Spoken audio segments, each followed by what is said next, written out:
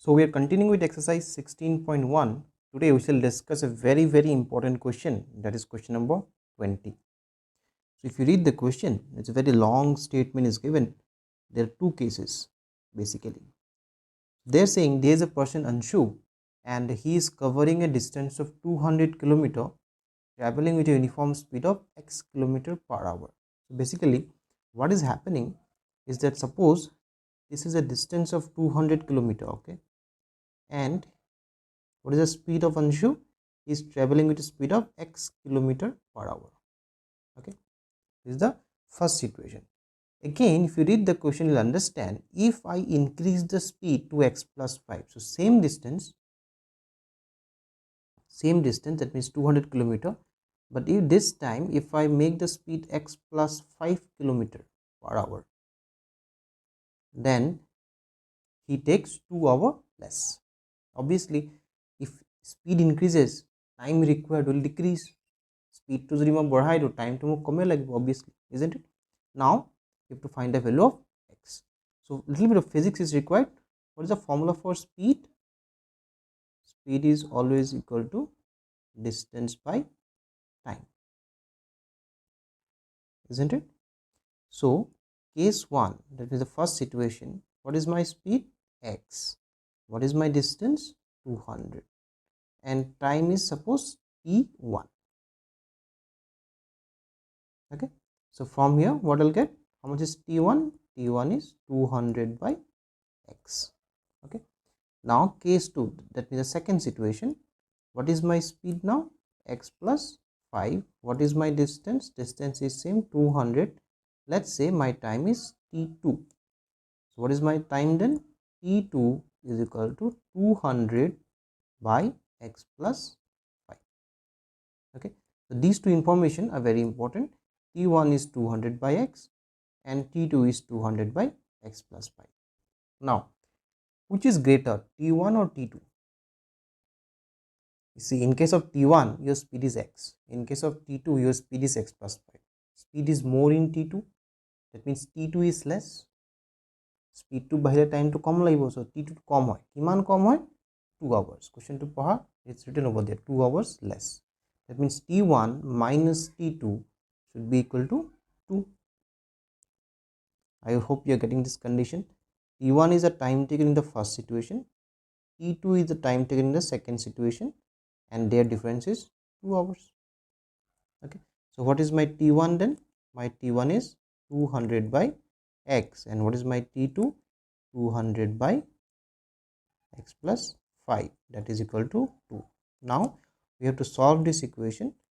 So what is my LCM? X into x plus 5, so that will give us 200 into x plus 5 minus 200 into x equal to 2. Now I will multiply the terms. This will be 1000 minus 200x equal to 2x into x plus 5. This shall give us this 200x cancelled. So I am left with 1000 is equal to 2x square plus 2 into 5, 10.